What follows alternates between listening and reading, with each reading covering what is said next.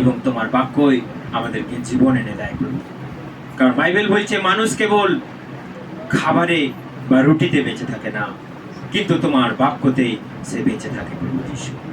তাই প্রার্থনা করি যেন এই বাক্যকে আমরা বুঝতে পারি, সেই বোধগম্য তুমি আমাদেরকে দাও প্রভু যিশু, যেন চলতে পারি তোমার পথে প্রভু যিশু। আর যেন সেই বাক্যকে প্রভু আমরা ভুলে না যাই, আর শয়তান যেন হরণ করে না নিয়ে যায় প্রভু যিশু। তুমি আমাদের আশীর্বাদ করো, আমাদের দয়া করো, করুণা করো, অনুগ্রহ দাও, শোনার মতো কান তুমি আমাদেরকে দাও। এই প্রার্থনা প্রভু যিশু খ্রিস্ট তোমার নামে চাই, আমেন। ঠিক আছে, সবাই বাইবেল হাতে নিয়েছেন? সবাইকার বাইবেল আছে? সবাইকার কাছে বাইবেল? ঠিক আছে। বাইবেল মানে কে জানে? কে বলতে পারবে বাইবেল মানে? বাইবেল মানে ঈশ্বরের বাক্য। বাইবেল মানে ঈশ্বরের বাক্য। আর কেউ কিছু? তো বাইবেল হচ্ছে বইয়েদের বই। বাইবেল মানে বইয়েদের বই, মানে সবার উপরে, সব বইয়ের উপরে হচ্ছে এই বই বাইবেল। এই বাইবেলের মধ্যে যা কিছু লেখা রয়েছে কোনো মানুষের মন গড়া নয়, ঈশ্বর বলেছেন আর মানুষে লিখেছেন। তো সেই জন্য এখানে একটা কথা মিথ্যে কথা লেখা নাই। যে কেউ কোনো একটা বাক্য নিয়ে বিশ্বাস করবে তার জীবনে সেটাই ঘটবে। হালেলুয়া।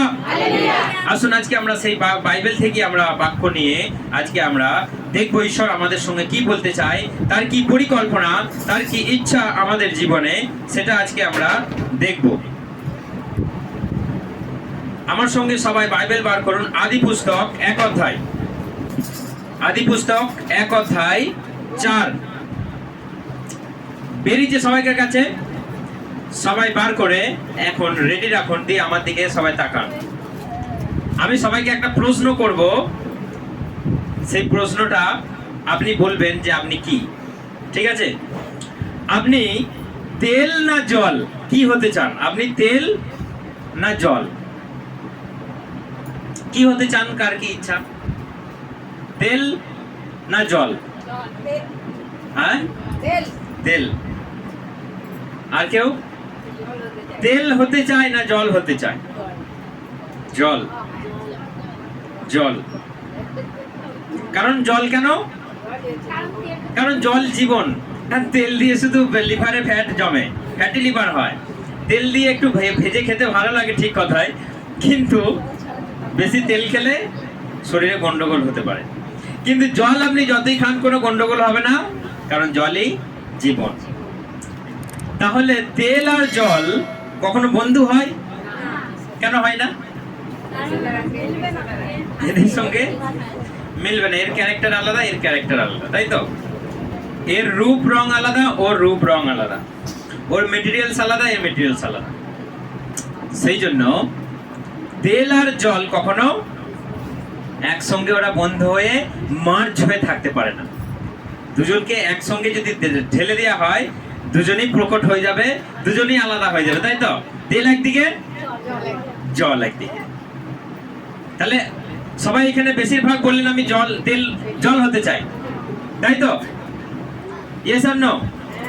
সবাই জল হওয়ার মানে ইচ্ছা বেশি, তাই তো? আচ্ছা, আপনি অন্ধকার হয়ে থাকতে চান না আলো হয়ে থাকতে চান? কেন অন্ধকার নয়? কেন অন্ধকার দেখা যায়? সবাই আলো হয়ে থাকতে চায়, কারণ আলো মানুষকে পথ দেখায়। কখনো দেখেছেন আলোর সঙ্গে অন্ধকারের বন্ধুত্ব রয়েছে? দুজনে ঘুরে বেড়াচ্ছে কাঁধে হাত দিয়ে। দেখেছেন কেউ যে এখানে এখন আলো আছে মানে এখানে অন্ধকার আছে? যখন অন্ধকার চলে যায় কে আসে? আলো আসে। যখন আলো চলে যায়, যখন অন্ধকার চলে যায় তখন আলো আসে, যখন আলো চলে যায় তখন অন্ধকার আসে। হালেলুয়া। তাহলে এদের সঙ্গে কখনো বন্ধু হয় না। সেজন্য দেখুন ঈশ্বর আজকে আমাদের বলতে চাইছে, তুমি যদি আলো হও তাহলে অন্ধকার থেকে তুমি আলাদা থাকো। তুমি যদি জল হও তাহলে তুমি তেল থেকে দূরে থাকো, কারণ তেল আর জল কখনো এক হয় না। বন্ধু ইম্পসিবল, কখনো হতে পারে না। অন্ধকার আর আলোর জন্য, আলো যেমন কখনো এক হতে পারে না, ঠিক সেই রকমই তেল আর জলও কখনো এক হতে পারে না। পাপী আর ধার্মিকও কখনো এক হতে পারে না। আমার সঙ্গে বাইবেল বার করুন, ঈশ্বর যেটা বলেছে আমরা সেইটা শুনবো এখন। এক অধ্যায়, আদি পুস্তক 1:4 পড়ুন কেউ একজন। ঈশ্বর দেখলেন চমৎকার এই দীপ্তি, অন্ধকার থেকে তিনি দীপ্তিকে পৃথক করলেন, হ্যাঁ, এবং দীপ্তির নাম দিন। ঠিক আছে, অন্য ভার্সনে পড়ি, অন্য ভার্সন পড়ি এইটা। আলো দেখে ঈশ্বর বুঝলেন আলো ভালো। হ্যাঁ, আলো দেখে ঈশ্বর দেখলেন কি আলোটা খুব ভালো, আলোটা খুব ভালো। তারপর তখন ঈশ্বর অন্ধকার থেকে আলোকে পৃথক করলেন। তখন ঈশ্বর কি করলেন? অন্ধকার থেকে আলোকে আলাদা করলেন। কেন তিনি বললেন না যে আলো অন্ধকার তোমরা একসঙ্গেই থাকো? কেন তিনি বললেন না তোমরা বন্ধু হয়ে থাকো, কাঁধে হাত দিয়ে তোমরা সারা জীবন এই বন্ধুত্ব তোমরা বজায় রাখো? তিনি কেন করলেন না? তিনি কেন বললেন না? কারণ দেখলেন আলো খুব সুন্দর, উত্তম, এবং অন্ধকার অতটা ভালো নয়। অন্ধকার অন্ধকারের মতনই কালো, এবং অন্ধকারে কোনো কাজকর্ম ঈশ্বরের হয় না। সেই জন্য তিনি আলো থেকে অন্ধকারকে কি করলেন? আলাদা করে দিলেন। হালেলুয়া। তো ঈশ্বর আলো থেকে অন্ধকারকে কি করে দিলেন? সম্পূর্ণ ডিভাইড করে দিলেন। তুমি আলাদা থাকো, তুমি আলাদা থাকো, তুমি আলাদা থাকো, তুমি আলাদা থাকো। ঈশ্বর বলছেন বিশ্বাসীর সঙ্গে অবিশ্বাসীও আমাদের আলাদা থাকতে হবে। কারণ যেহেতু তেল জল মিশ খায় না, আলো অন্ধকার একসঙ্গে থাকতে পারে না, তাহলে একটা বিশ্বাসী আর অবিশ্বাসীর মধ্যে পার্থক্য কি? একটা বিশ্বাসী মানে সেই ঈশ্বরকে বিশ্বাস করে, সে ধার্মিকতার পথে চলতে চায়, সে পাপ করতে চায় না, এবং সে কেবল ঈশ্বরকে ডাকতে চায়। আর একটা অধার্মিক, একটা পাপী ব্যক্তি কি করে? সে কেবলই মন্দ কথা, তার কেবলই মন্দ চিন্তা, তার কেবলই জাগতিক চিন্তা। আর একটা ধার্মিকের চিন্তা কি? কেবলই উঁচু বিষয়ের চিন্তা, স্বর্গের চিন্তা। কারণ সে কখন ভাবে যে আমি কেমন করে স্বর্গে যাব, এই পাপটা করলে বোধহয় আমি স্বর্গে যেতে পারবো না, এই পথে চললে বোধহয় আমাকে ঈশ্বর আশীর্বাদ করবে না, ঈশ্বর আমাকে চোখের আড়াল করে দেবে। তার কেবল এই ভয়টা থাকে, তার কেবল এই চিন্তা থাকে। কিন্তু একটা পাপীর চিন্তা থাকে, সে কেবল ভাবে আমি পৃথিবীতে খাবো, পৃথিবীতে পড়বো, আমি এই গাড়ি কিনবো, এই বাড়ি কিনবো, আমার সম্পত্তি কেউ দখল করে নিচ্ছে, আমার সম্পত্তি, আমার সোনা গয়না আমার লকারে লকারে লকারে। কিন্তু কতদিন বাঁচবে তুমি? তোমার যখন এই প্রাণটা শরীর থেকে বেরিয়ে যাবে, কে ভোগ করবে? তোমার কে ভোগ করবে? তাহলে সারা জীবন তুমি যদি নিজের আমার এই সম্পত্তি, আমার তাই সম্পত্তি, আমার এই জমি, আমার তাই জমি, আমার ওই বিজনেস, আমার এই বিজনেস করতে করতে তুমি যদি হুশ করে উঠে যাও, তখন কোথায় যাবে তুমি? সেই জন্য একটা ধার্মিকের চিন্তা আর একটা অধার্মিকের চিন্তা আকাশ পাতাল তফাৎ। একটা ধার্মিককে বলি স্বর্গীয় বিষয় চিন্তা করে, ঈশ্বরের বিষয় চিন্তা করে, আর একটা অধার্মিক কে বলি জগতের বিষয় চিন্তা করে। কারণ তার কাছে স্বর্গ আড়াল করা আছে। সে জানে না যে আমাকে এরপর স্বর্গে যেতে হবে, কিভাবে যেতে হবে, কার মাধ্যমে যেতে হবে, সে জানে না। সেই জন্য যদি একটা ধার্মিক ব্যক্তি একটা অধার্মিকের সঙ্গে যদি ক্লোজ রিলেশন রাখে, তাহলে একটা অধার্মিকের সঙ্গে একটা ধার্মিক নষ্ট হয়ে যেতে পারে। কিন্তু একটা ধার্মিকের সঙ্গে অধার্মিক মিশে একটা অধার্মিক ধার্মিক হওয়া খুব কঠিন বিষয়। কারণ এক বস্তা আলুর মধ্যে যদি একটা পচা আলু থাকে, ওই এক বস্তা আলু পচাটাকে কি বাগাতে পারে? বলে আমরা এক বস্তা আছি, তোকে আমরা বাগিয়ে ফেলবো, পারে? কখনো সম্ভব? গোটা বস্তাটা পচে যাবে, কিন্তু এই একটা আলুকে বাগানো বা ভালো করা, গোটা করা সম্ভব নয়। সেই জন্য একটা পচা আলু সঙ্গে এক বস্তা আলু, চিন্তা করুন, গোটাটাই পচে যায়। তাহলে একটা অধার্মিকের দলে একটা পাপীর সঙ্গে যদি আপনি ক্লোজ রিলেশন রাখেন, তাহলে কি ধার্মিক মনে হয় যে তার জীবনে আরো উন্নতি হবে? সে কেবলই মন্দ কথা, কেবলই গালাগালি, কেবলই বাজে কথা, কেবলই অভিশাপের কথা, কেবলই জগতের কথা তার কানে ঢুকতে ঢুকতে ঢুকতে যখন জমা হতে সে বলবে তোরাই ঠিক, চল। তার জীবনে ধার্মিকতা শেষ। সেই জন্য ঈশ্বর বলছে তোমরা আলো হও। সেই জন্য তোমরা আলো হও, তোমরা অন্ধকার থেকে তোমরা আলাদা হও, তোমরা তেল থেকে জল তোমরা আলাদা থাকো। তা না হলে তোমাদের জীবনে কখনো উন্নতি হবে না। কেউ যদি উন্নতি জীবনে পেতে চায়, কেউ যদি স্বর্গে যেতে চায়, তাহলে তার জীবনটাকে সেপারেট করতে হবে। হালেলুয়া। সেপারেট মানে আলাদা। তোমরা যদি আলাদা যদি না থাকতে পারো, আলাদা মানে কি? তোমরা তাদের সঙ্গে মিশবে না, কথা বলবে না, চলবে না, সেটা নয়। তাদের জীবন, তাদের কথাবার্তা, তাদের ব্যবহার আর আমাদের জীবন চরিত্র কথাবার্তা সম্পূর্ণ আলাদা হওয়া উচিত। তা না হলে সবাই যদি এক হয়ে যায়, সবাই যদি পাপ করে, সবাই একসঙ্গে স্বর্গে চলে যাবে। তাহলে আলো আর অন্ধকারের মধ্যে তফাৎটা কোথায়? তাহলে আর একটা পাপী আর একটা অধার্মিকের সঙ্গে তফাৎ কোথায়? তাহলে তেল আর জলের সঙ্গে তফাৎ কোথায়? তাহলে শয়তান আর ঈশ্বরের সঙ্গে তফাৎ কোথায়? শয়তান মানে সে কেবলই অধার্মিক, সে খুনি, সে মিথ্যাবাদী। ঈশ্বর মানে সে আলোময়, সে পবিত্রময়, সে সত্যময় এবং তার কাছে চিরসত্য বিরাজ করে। হালেলুয়া। সেই জন্য আমাদেরকে তিনি বলছেন তোমরা আলাদা হও। আর কতকাল তোমরা থাকবে এইভাবে?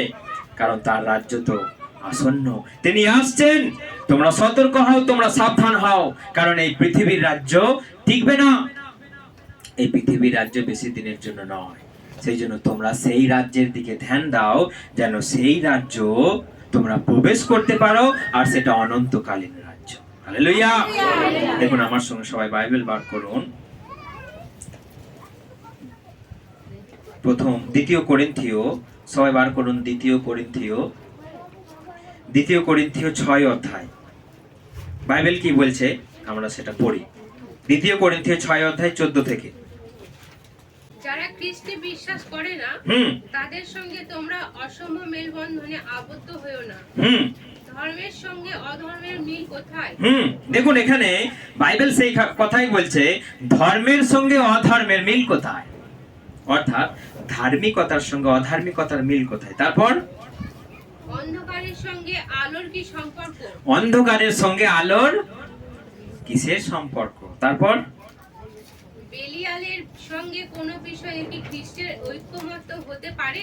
অর্থাৎ শয়তানের সঙ্গে কি যীশু খ্রিস্টের কোনো মিল থাকতে পারে? তারা কি বন্ধু হতে পারে? আজকাল দেখবেন খুব মানে ইন্টারনেটে খুব ছবি পোস্ট করছে, শয়তান সাইকেল চালাচ্ছে আর যীশু খ্রিস্ট পেছনে চেপে আছে ক্যারিয়ারে। আলফাল যে যা খুশি তাই করছে।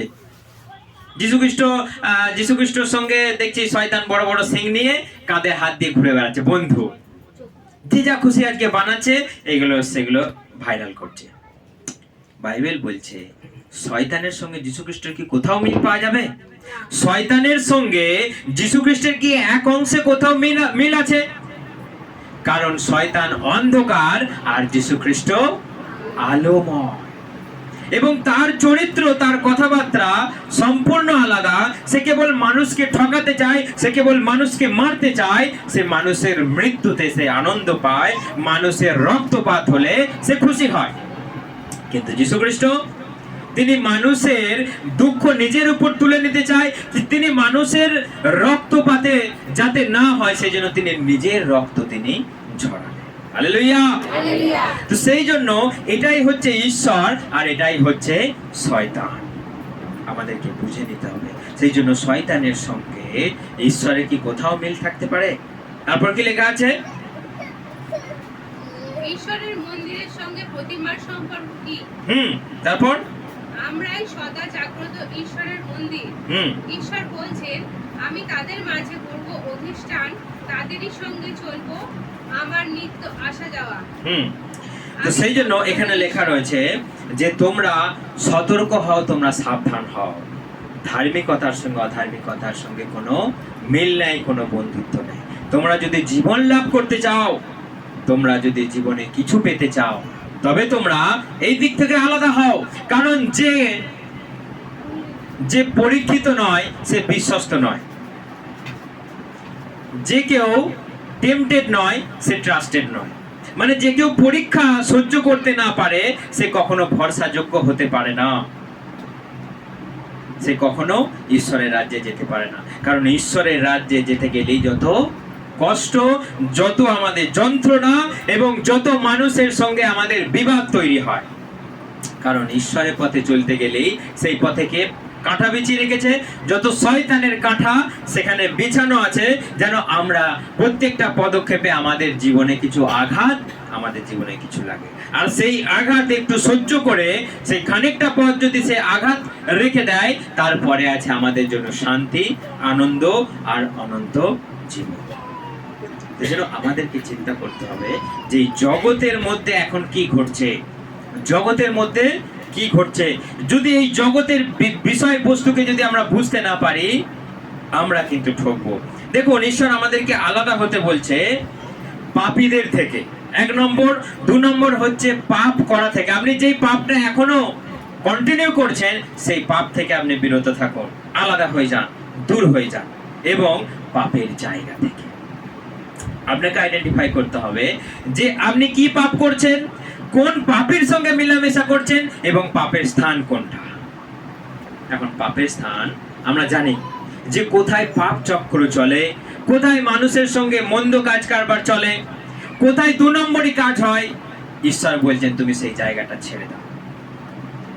ঈশ্বর বলছেন তুমি সেই জায়গাটা ছেড়ে দাও, কারণ তোমার জীবনের দাম সেই জায়গাটা থেকেও বেশি। তুমি সেই পাপটা ছেড়ে দাও, কারণ সেই পাপটা যতই ভালো হোক, তোমার কাছে মুখরোচক লাগুক, তার সেই পাপটা থেকে তোমার জীবনের দাম অনেক বেশি।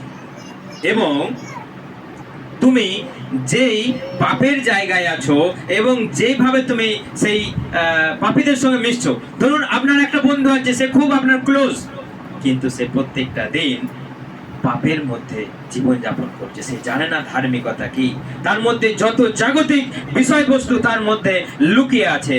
ঈশ্বর বলছে যতই সে ক্লোজ ফ্রেন্ড হোক না কেন, তুমি তার থেকে তোমার জীবনটাকে সুরক্ষিত রাখো, তুমি তার সঙ্গে মেশো, তুমি তার সঙ্গে কথা বলো, তোমার আলো তাকে তুমি দাও, তোমার আলো তার মধ্যে তুমি ছড়াও, কিন্তু তোমার এই ভিতরটা যেন তার সংস্পর্শে থেকে যেন নষ্ট না হয়ে যায়। হালেলুয়া।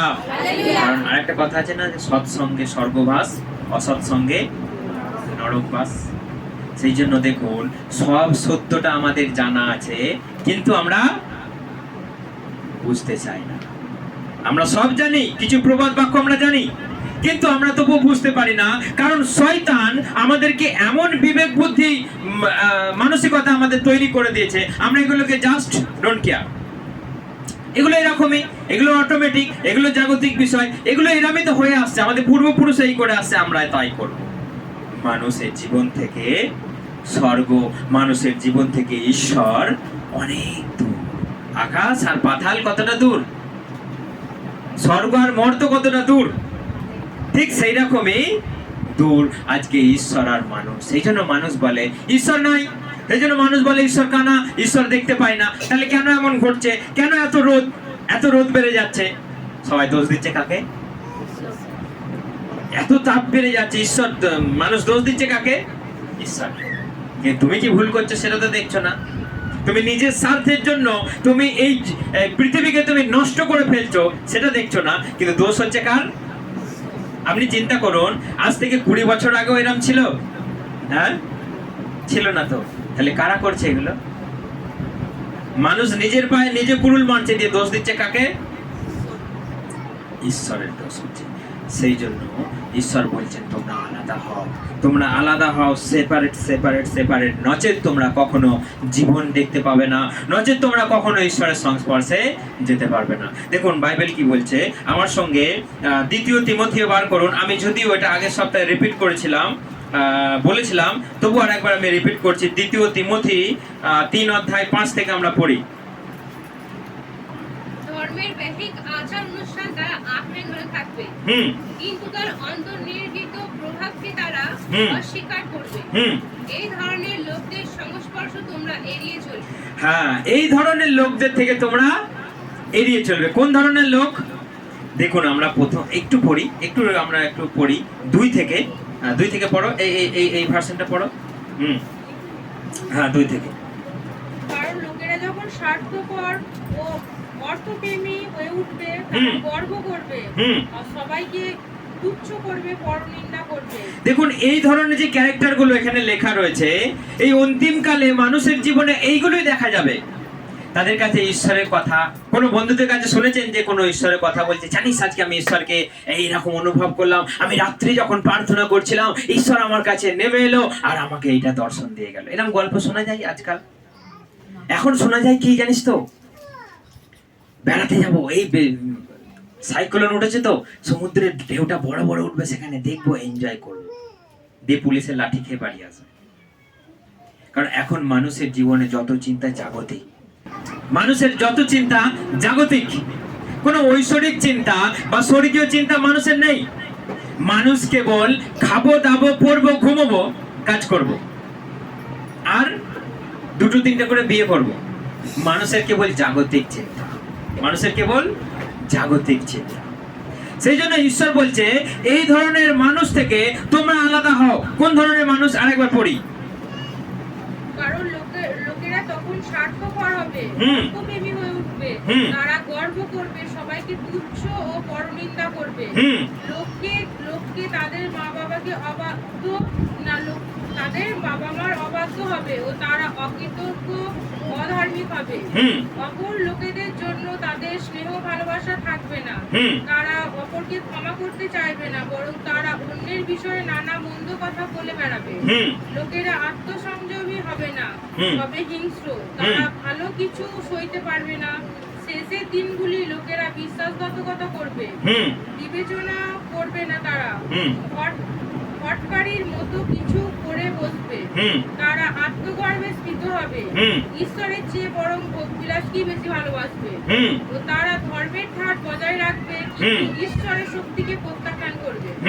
তিমথি এই লোকেদের স্পর্শ এড়িয়ে চলে। হ্যাঁ, এখানে বলছে তুমি এই ধরনের লোকদের থেকে আলাদা থাকো। তারা ঈশ্বরের চেয়ে ভোগবিলাসকে বেশি ভালোবাসবে।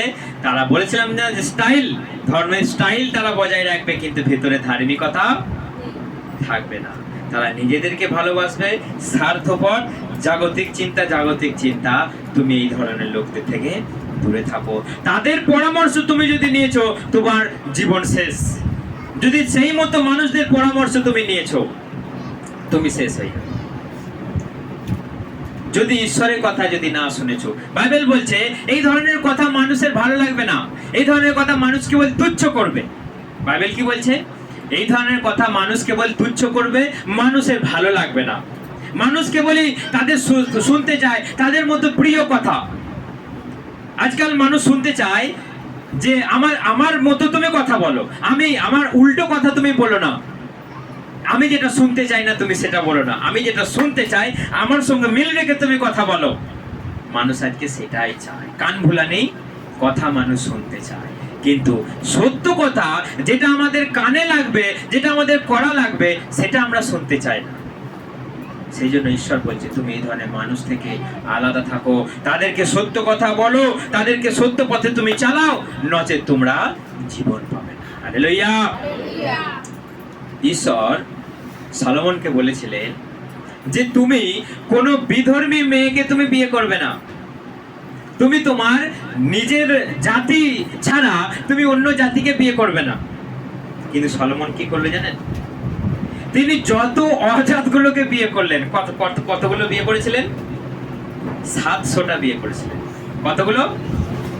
কিন্তু ঈশ্বর যাকে দেখা দিল, যাকে কথা বললো যে আমি তোমাকে এমন জ্ঞান দিয়েছি সারা পৃথিবীতে কোনো জ্ঞানী থাকবে না, এখনো পর্যন্ত সলোমনের চেয়ে বড় জ্ঞানী কেউ নাই। দেশ বিদেশ থেকে সলোমনের কাছে গিয়ে কথা শুনতে যেত। তার জ্ঞানের কথা, তার বিচার, তার বুদ্ধি, তার ধন, তার সম্পদ, তার দৌলত আকাশ চুম্বি।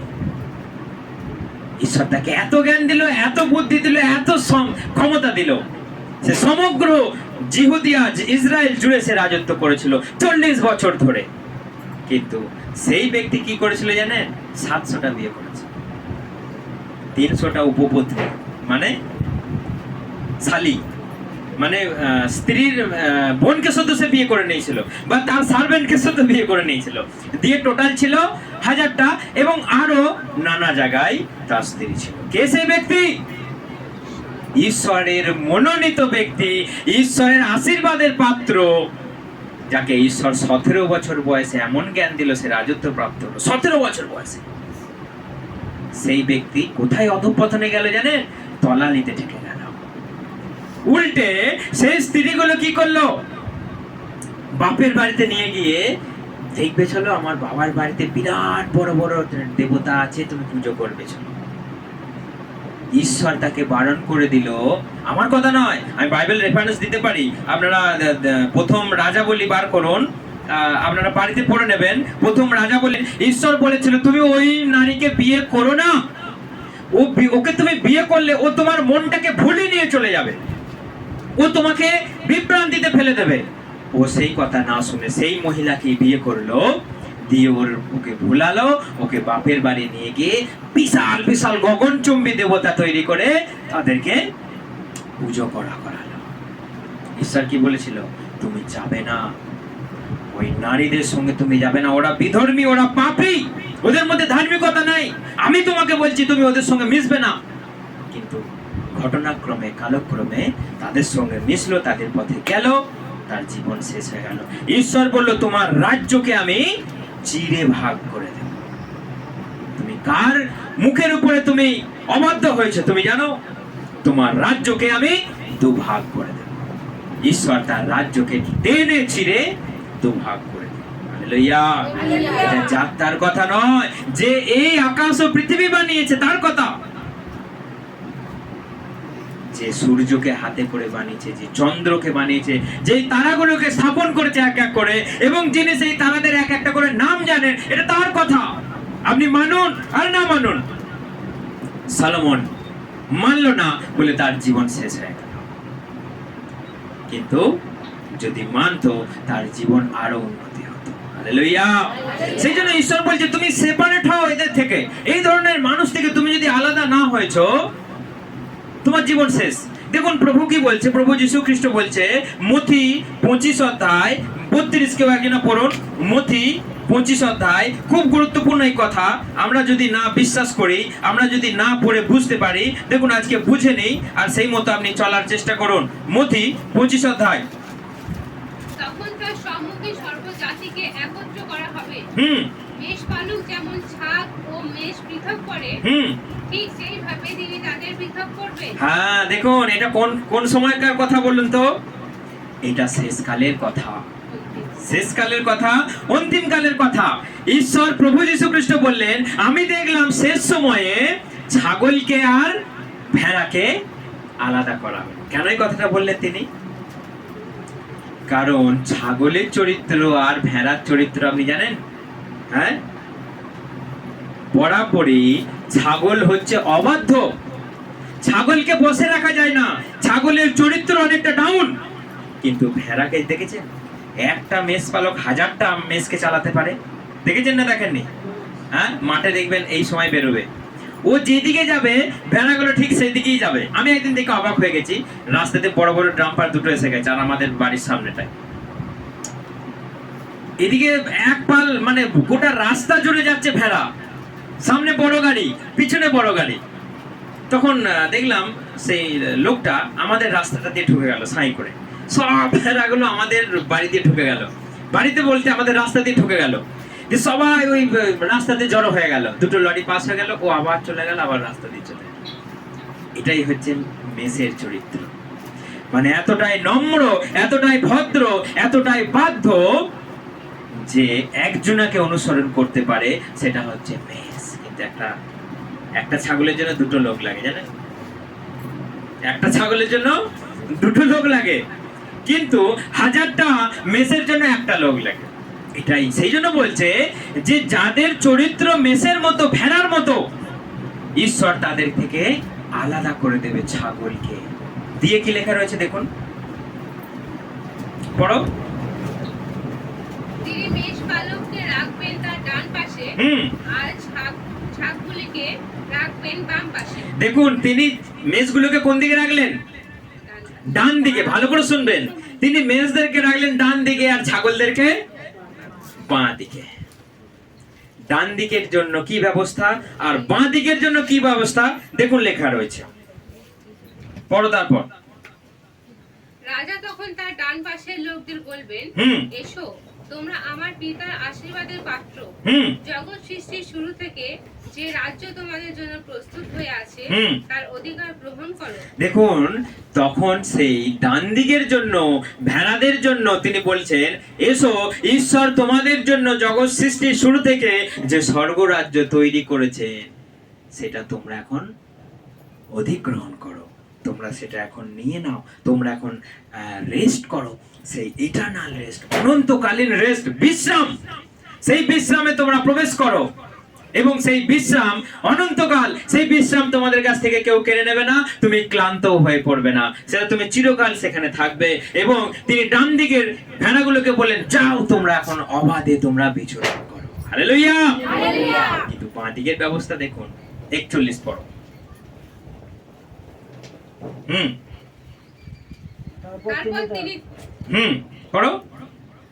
তারপর তিনি তার বাম পাশের লোকদের বলবেন, অভিশাপের পাত্র তোমরা, আমার কাছ থেকে দূর হও।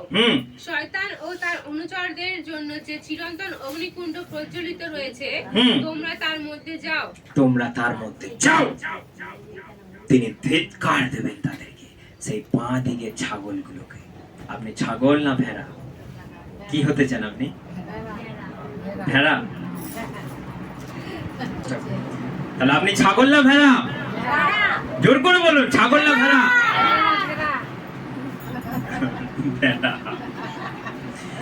কারণ মেষ তার চরিত্রের মতো আপনাকে হতে হবে। যদিও আপনি ভেড়া নই, আপনি মানুষ, কিন্তু চরিত্রটা কার হতে হবে? ভেড়ার মতো হবে। আপনি সেই যিশুকে ফলো করুন, অনুসরণ করুন। কারণ এটা অন্তিম কালে তিনি আলাদা করবেন। তিনি পুকুরে জাল ফেলে দিলেন, অনেক মাছ জালে পূর্ণ হয়ে উঠেল। সব মাছগুলো কি বাড়িওয়ালা নিয়ে চলে যায় মালিক? তিনি ভালো মাছটাকে বেছে বেছে বেছে বেছে নিলেন, তিনি খারাপ গুলোকে ফেলে দিলেন। হালেলুয়া।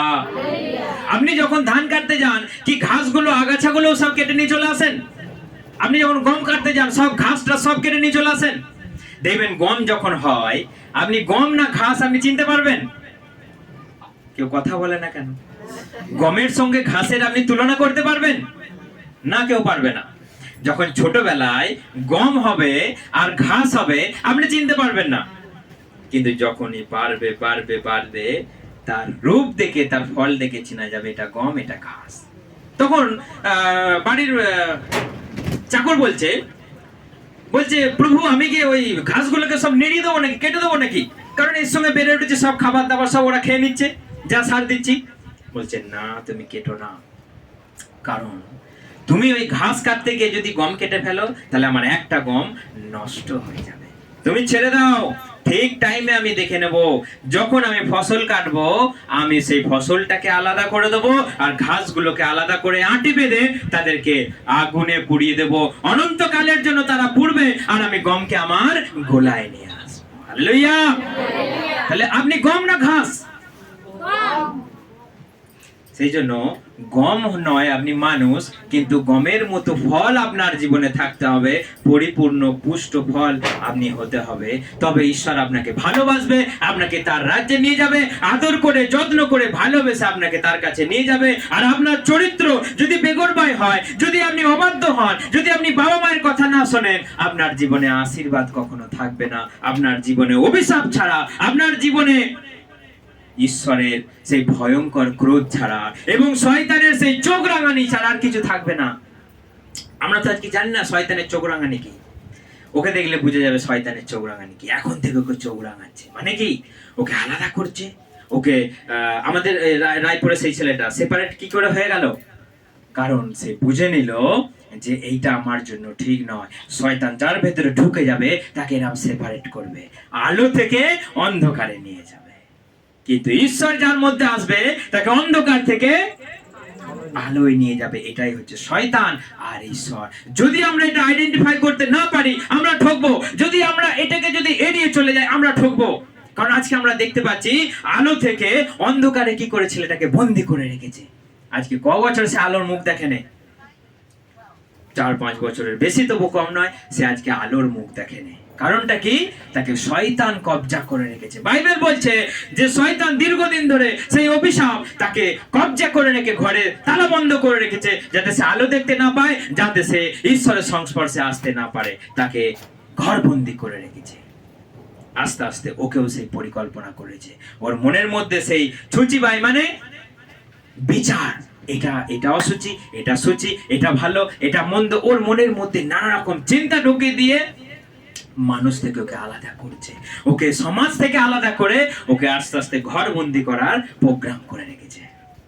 কিন্তু ভাগ্য ভালো, ঠিক টাইম এখানে এসেছে।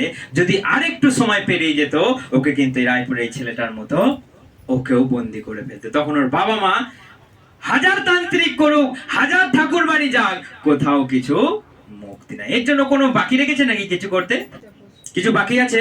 কোনো পাঁঠা বলি করতে, জোড়া পাঁঠা দিতে, কোনো বড় ঠাকুর বাড়ি যেতে কোনো বাকি আছে? কিন্তু কেন সে আজকে তালা বন্ধ? কারণ সেই ঈশ্বরের সংস্পর্শে তারা নেই, তারা ঈশ্বরের বাক্যের সঙ্গে নেই। সেই জন্য তারা আজকে সেই আলো চিনতে পারছে না, সেই ঈশ্বরের পথে আসতে পারছে না। কেবল জাগতিক বিষয়গুলোকে তারা আঁকড়ে ধরে বুঝে শুনে তারা চলতে চাইছে। তাদের জীবন শেষ হয়ে যাচ্ছে। বাড়িতে অশান্তি, অশান্তি, শান্তির ভাত শান্তির ভাত শান্তি করে খেতে পারছে না, শান্তির ভাত অশান্তিতে খাচ্ছে। সেই জন্য আমাদেরকে বুঝে নিতে হবে, ঈশ্বর আমাদের কাছে জোড়া পাঁটা চায় না, ঈশ্বর আমাদের কাছে কোনো ফলমূল চায় না, ঈশ্বর রাত 12টার মধ্যে হোম বলি চায় না। ঈশ্বর বলে তুমি জাস্ট কাম টু মি, আমি তোমাকে জীবন দেব, আমি তোমাকে ফ্রি করব, আমি তোমাকে I will set you free, মানে আমি তোমাকে একদম জগতের প্রতিবন্ধকতা থেকে আমি তোমাকে মুক্তি দেব। হালেলুয়া। কিন্তু সেই সরল সাধারণ ঈশ্বরের কাছে আসতে আমাদের যত বাধা, যত পাবন্দি লাগানো আছে, যত বাদ বিচার লাগানো আছে, কিন্তু সেই ঈশ্বর বলছে তুমি আমার কাছে এসো, কোনো বিচার, কোনো জাত, কোনো ধর্ম নয়, তুমি শুধু আমাকে এসো, আমাকে বিশ্বাস করো, তুমি জীবন পাবে। তা না হলে অনন্ত জীবনে তোমাকেও আলাদা করে দেয়া হবে। তোমাকে সেই ভালো মাছের সঙ্গে সেই যেগুলো চ্যাং মাছ, কুচে মাছ, সেইগুলোকে আলাদা করে দিয়ে ভালো ভালো রুই কাতলাগুলোকে ঘরে নিয়ে যায় মানুষ, তাই তো? ল্যাঠা মাছ সবাই নিয়ে যায়, চ্যাং মাছ, মাথা মোটা চ্যাং মাছ নিয়ে যায় সবাই, হ্যাঁ সবাই নিয়ে যায় না তো? হ্যাঁ, মাথা মোটা চ্যাং মাছ কালো কালো সেই সাপের মতো দেখতে, তাদেরকে ছুঁড়ে ফেলে দিল, দিয়ে রুই কাতলাগুলোকে বাড়িতে নিয়ে গিয়ে না এবার ঝাল করো। তাহলে আপনি মাথা মোটা চ্যাং মাছ না রুই কাতলা হতে চান? কি হতে চান আপনি? রুই কাতলা হতে চান। তাহলে সেই রকম ঈশ্বরের কথা শুনুন। আপনি মানুষ, রুই কাতলা নয়, কিন্তু রুই কাতলার মতো টেস্টি, রুই কাতলার মতো রূপ আপনার মধ্যে থাকতে হবে। আপনি দেখেছেন মৃগেল মাছ, মনে হচ্ছে রূপো, হ্যাঁ, যখন পুকুর থেকে আসে মনে হচ্ছে রূপো, এতটাই তার কাছে সিলভার কালার, দেখলেই খেতে মন যায়। তাহলে তার মতো আপনাকে রূপ হতে হবে, ধার্মিকতায়, পবিত্রতায় ঈশ্বরের পথে চলতে হবে, তবে আমরা অনন্ত জীবন দেখতে পাবো। নচেত আমরা কখনো অনন্ত জীবন দেখতে পাবো না। এবং ঈশ্বরের পথে চললে তবে আমরা ঈশ্বরের পথে আমরা যেতে পারবো। হালেলুয়া, জয় যিশু।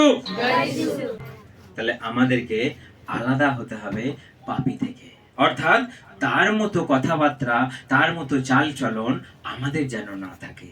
আমরা যেটা ঈশ্বরের সন্তান দেখে যেন বোঝা যায় যে আমাদের কথাবার্তা, আমাদের চাল চলন যেন ঈশ্বরের মতো হয়। সবাই বলে ঈশ্বরের মতো আবার হওয়া যায়? এটা সম্ভব? ঈশ্বরের তো অনেক মাথা, অনেক হাত, অনেক চোখ, ঈশ্বরের মতো হওয়া যায়? কিন্তু যীশু খ্রিস্ট বলছে তোমরা আমার মতো হও, যেমন স্বর্গের পিতা, যেমন ঈশ্বর, তোমরা তার মতো হওয়ার চেষ্টা করো। কারণ তিনি প্রেমী, তিনি দয়ালু, তিনি করুণার ঈশ্বর, তিনি ভালোবাসার ঈশ্বর, তিনি ক্ষমার ঈশ্বর। তিনি হিংসা করেন না, তিনি রাগ করেন না। কারণ পবিত্র আত্মার ফল কি? পবিত্র আত্মার ফল কি? পবিত্র আত্মার অর্থাৎ ঈশ্বরের ফলই হচ্ছে এটা, শান্তি, আনন্দ, প্রেম, ভালোবাসা, একসঙ্গে ঐক্যবদ্ধ জীবনই হচ্ছে পবিত্র আত্মার ফল, ঈশ্বরের ফল। হালেলুয়া। তো সেই রকম আমাদের হতে হবে, তবে আমাদের জীবন আরো সুন্দর হবে এবং ঈশ্বরের পথে আমরা এগিয়ে যেতে পারবো। এবং আমাদেরকে তিনি আলাদা করবেন না, তখন তিনি আমাদেরকে একবারে তার রাজ্যে আমাদেরকে নিয়ে যাবে। আপনি যদি তার রাজ্যে যাওয়ার জন্য প্রস্তুত থাকেন, আপনি তার সঙ্গে এক হয়ে জীবনযাপন করুন, ঈশ্বর আপনাকে আশীর্বাদ করবে, ঈশ্বর আপনাকে তার সঙ্গে নিয়ে চলে যাবে। Hallelujah, hallelujah. জয় যিশু।